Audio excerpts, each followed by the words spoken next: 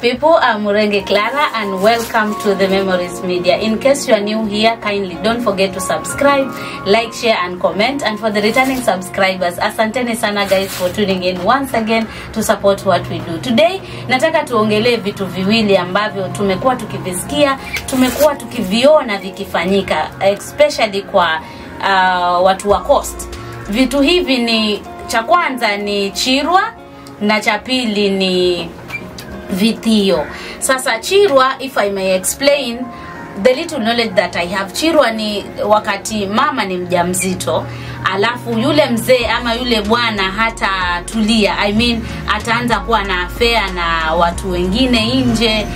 Sasa ule muda ambao huyu mama hajajifungua, that 9 months period, akibeba ujauzito, it is said bwana anafaa kutulia, he need to be patient. Lakini now asipotulia ama akihave affair nje ya ndoa, inasemekana ama inaaminika kwamba huyu mtoto ambaye atazaliwa kuna uwezekano ambao anaweza kuwa na a sort of, labda ni ulemavu ama ni ugonjwa. Sasa it is a result of hii tabia ama hii hali ambayo huwa inafanyika. So as we are talking, as we see that vitu vinaendelea kufanyika because watu wanaendelea kufanya hivi vitu. Mtu anaweza kuwa na bibi na bibi ni mjamzito na still he has an affair outside. So are we saying hizi vitu ziliisha kufanyika? Are we saying ni misconception? Are we saying hivi vitu hata haviko, ni vitu ambavyo labda tumejiekelea, ni vitu ambavyo labda wazee wetu wamekuwa wakiviamini lakini havina impact yoyote? Ama manake hata Biblia itself inakataza tabia kama hii, lakini tunaona vinaendelea. So what are we saying? Ni vitu ambavyo haviko, ni vitu ambavyo tunafaa kuvi practice bado, ni vitu ambavyo tunafaa tuvielewe ama watu pia waelezwe kuvihusu, ama what is your take ama what is your input toward this thing. The other thing is about Vithio. Vithio, it is said, ni watu ambao they come from the same bloodline. Kwa mfano cousins na hii mimi kiupande wangu naweza sema inachangiwa na kwamba watu hawajuani siku hizi, because there are no more family gathering, very rare watu wanapatana, na hata wakipatana most of the time labda ni maafa yametokea ndo watu wanakuja kwa pamoja kwa sababu hili jambo. Lakini kitambo tukiwa wadogo tulikuwa kuna ile tabia ya kuwa labda it's a holiday na mnapelekwa kwa show, mna spend huko hiyo holiday, mnakuja nyumbani, mnarudi, na inawapa nafasi ya kujua wale ma relatives wenu, wa ma uncle, ma cousins, nini. Lakini sasa hiyo kitu imeisha. I guess it's about the economy, lakini pia inakuwa ni njia moja ambayo inachangia intermarriage. Unapata mtu ameolewa na first cousin yake. Now when we talk about Vithio, huwa ni ugonjwa na hauwezi ama sana sana haupati hawa wahusika, but unaweza pata mtu ambaye yuko kwa familia, mtu labda anagonjeka na kwa mila ya Kimijikenda unaambiwa basi itabidi kuchinjwe, ni kondoo ambaye analetwa pale, na huko kondoo akichinjwa kuna kimila fulani kinafanywa, inasemekana ni utakaso ili kama ni mgonjwa apone na hili boma liwe salama. So is it a misconception ama ni vitu ambavyo ni vya ukweli? People are not allowed to intermarry kwa people from the same bloodline, kwa sababu we know hata wanyama wenyewe hawafai kufanya hivyo, though ni hayawani, lakini haifai kuwa hivyo, but we see things are happening. Majina yangu naitwa Nasoro Ngalakiti, kutoka Chonyi Marakaya, kijiji cha Slala. Vithio kwa vinasababishwa na nyinyi katika boma lenu, manake unajua maboma siku hizi yako na mambo ambayo hawajali wenyewe wanajiita digital. Manake kaka na dada wanaweza kulala pamoja, ama wewe umeelewa na bwana fulani hapo kwa boma, alafu unadangana na mume wake mdogo ama mume wake mkubwa unalala naye. Hiyo huwa ina affect. Ama yule baba kovya anaweza kukuingilia wewe kinyume na tamaduni, yale yanakuwa matatizo. Sasa utakuta pale magonjwa hayapungui, unakuta mtu anashikwa na kiuno cha muuma, mara hezi simama, hezi tembea, miguu yake pia inaharibika. afya yake inakuwa dhaifu.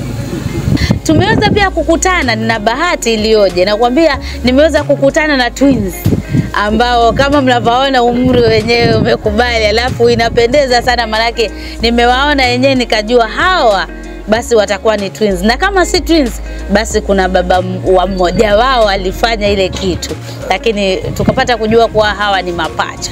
Tunaendelea kujadili yale mambo mawili, Chirwa na Vithio, lakini kabla tuendelee zaidi, wacha niwape muda waweze kujitambulisha, kisha tutaendelea kutoka hapo. Wacha nianze na mkono wangu wa kulia, tuambie anaitwa nani, turudi hapa alafu tutaendelea. Karibu. Naitwa na?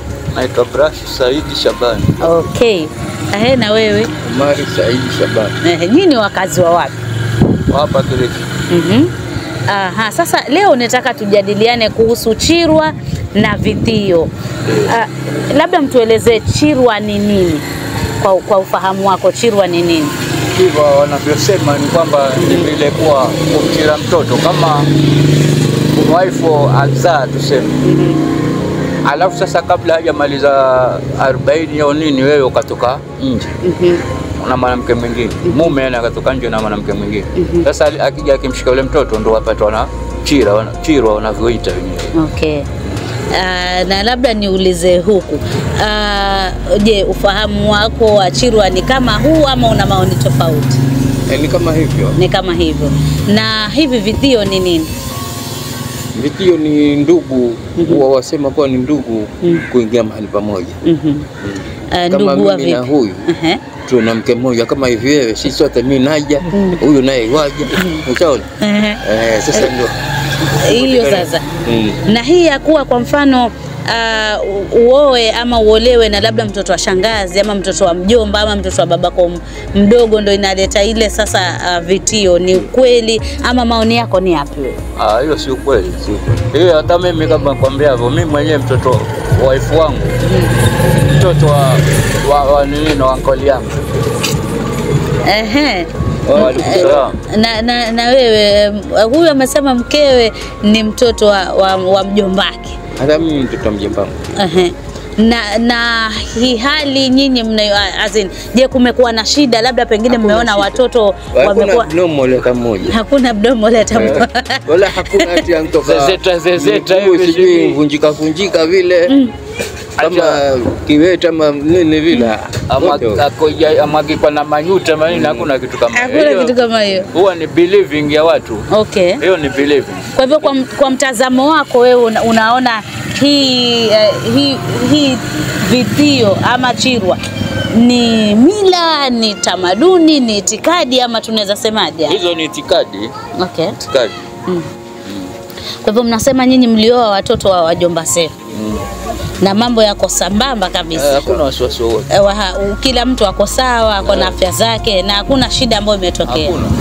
Mna ujumbe gani kwa wale watu ambao huwa wanasema ukioa relative ama watu wa kutoka the same bloodline kuna hayo madhara ambayo labda mtoto anaweza kuwa na ulemavu, labda anaweza kuwa ni mgonjwa, labda ngozi yake haiko sawa, mahoma sioeleweka, mnaweza waambiaje? Tuanze nao. Naweza kuambia waache itikadi. Itikadi ndio kitu ambacho cha tuumiza sisi. Okay. Ukiachana na mambo itikadi, hakuna mambo kama hayo yatatokea, sijui mtoto kwa kiwete, sijui kwa ile mtoto akiwa kiwete huwa maumbile Mwenyezi Mungu mwenyewe ashapanga kwa huyu kiwete. Okay. Okay. Kiwete haisababishi na kitu chochote. Okay. Kiwete maumbile yake Mwenyezi Mungu ashayapanga kuwa huyu mtoto enda duniani atakuwa kiwete. Okay. Hai, mwenzangu nawe unasemaje hapa? Ni hivyo, huwa kitu cha msingi ni kuacha hizi itikadi. Itikadi zaumiza. Zaweza zikakupeleka mahali pabaya. Na hali zenyewe ni zaweza kukutia mahali pako ukabidi kutumia mapesa kibao na kitu huna kwa sababu ya ile itikadi kuamini. Haya, tumeweza kusikia maoni ya hawa ndugu zetu ya kwamba ni itikadi, ni vitu ambavyo tumevishikilia, ni imani tu kwa sababu kama unaamini kuwa ukifanya hivi vitakuwa hivi, basi vitakuwa kwa sababu imani umeiekelea pale. Lakini unapojiambia ama ukiwa na imani ya kuwa si dhambi ama si hatia, basi tunaambiwa mambo ni shwari kabisa, kwa sababu kama walivyojieleza kwamba hao wake zao ni watoto wa wajomba zao, na hakuna mtoto wala mmoja ambaye labda akona shida, akona ulemavu, wote wako sawa. Kwa hivyo tumeambiwa tuache itikadi. Asanteni sana kwa muda wenu. So what is your take? What is your view towards this? Tupatane hapo comment section, tuambie maoni yako na unaonaje haya mambo mawili ambayo tumeongelea leo, ikiwa ni Vithio na Chirwa. What is your take? Is it a myth? Is it something that we need to practice? Ama maoni yako ni gani? Tupatane hapo, and thank you so much for watching. That marks the end of this video. See you next. Bye.